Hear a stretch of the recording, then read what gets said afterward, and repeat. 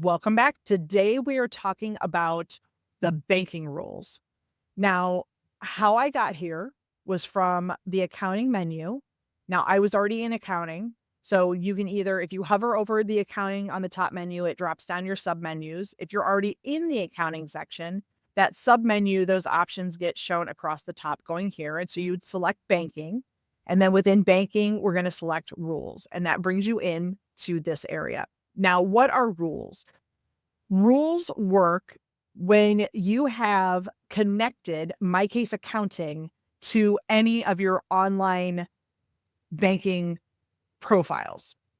And what happens is you're essentially saying, okay, MyCase Accounting, anytime you see a transaction that clears my bank account with these criteria, this is what I need you to do. So in here, we already have a couple. Now, I'm a MyCase consultant, so I have access to a demo account. And these two rules were already set up. So in here, so this one, legal fees, is the name of the rule. You can name it what you want. It applies to this specific bank account. These are the criteria, the conditions. When money comes in and any of the following are true, the description contains retainer, just the word retainer.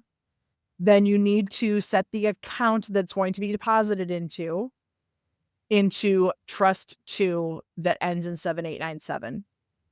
Now, this tells us that this is active. Priority, so that's what these up arrow, down arrows. What happens is if you have rules that are in conflict, you set the priority by saying which one comes first, okay? And then toggle. So you can either toggle on or toggle off. Right now, this is on. And I know that because the little dot is to the right, but also because the status is active. If I toggle this, click it once to toggle it off, now how it changed color, the dot is to the left and this is now disabled. And so I can turn it back on. If I need to edit, we have our little pencil. And so here's all the different options. And then we would save whatever we need to, or we can delete it. And then there's the second rule here. And again, we have our filter by how many you're going to see on a page. And we can always go in and we can add a rule. So you can go in here and you can say rent expense. And so we can say anytime money goes out of our operating account and the description contains rent. So just the word in the description, it contains the word rent. We are going to assign it to a vendor. We're going to assign it to landlord.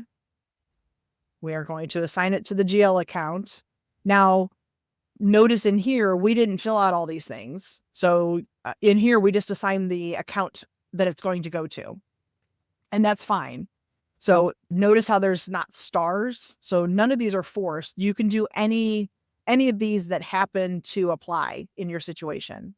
So sometimes you have to think a little bit outside of the box. And what happens, I find the rules get created. It's very, very, at least in my opinion, for me, it's very difficult to sit down today and say, oh, what are all the rules I need to set up for my banking, for online banking? These, for me, I set these up one at a time as time goes on. So as I am working on books and I'm like, oh, I see a transaction that I expect this transaction to be recurring in the future. What are all the things that make this transaction unique that I can predefine and give the green light to MyCase Accounting what to do with this and then save this rule? And what happens is after I've saved this now, if I had handwritten a check to the landlord for rent and wrote, rent in the middle line, and the bank just happens to write in their description, that's what it hinges on. Like the description from the bank, coming in from the bank, needs to have a certain description that matches this, which is why I find it hard to predetermine this. This is something that I would have noticed as I'm doing bookkeeping and say, oh, I see that the data that came in from the bank, and I'll show you where I know this from. It comes in on our banking dashboard, and we have our unreviewed transactions. I now see these are the descriptions. So this right here, description, this is what we're looking at. And so if I just happen to see where something came in and it says payments, rent, and I'm like, oh, that's a good one. If I know how that happened and rent's going to be in the description all the time, that's where under my banking rules, that's how I came up with putting rent as the description. So it's whatever the description that comes through on your bank feed. I did the green light now to MyCase Accounting. So whenever it syncs the transactions from my online banking account, if it sees a transaction that meets this criteria, it automatically posts it. It changes the payee to landlord and it sets it to rent and lease expense. And then that's one less thing that I don't have to go and post to MyCase Accounting. It says I already know what this is. I'm getting it, pre authorization to post this.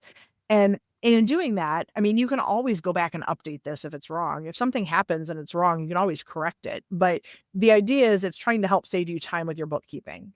That's what the rules are trying to do. It's things that are commonly, recurring transactions, recurring, whatever that means to you, whether that's daily, weekly, monthly, quarterly, annually, whatever it is, but just something that there's going to be a pattern, it's going to repeat. And you can just tell MyCase Accounting how to handle that in the future. And then that's one less thing that you have to deal with when you're looking at your dashboard here on MyCase Accounting, this would be less, it'd be smaller queue for you to go through and review and tell it what to do because you've already told it in your banking rules. So that's how banking rules work. And if you have any questions, please let me know in the comments below and be sure to follow and subscribe for the next edition coming out soon.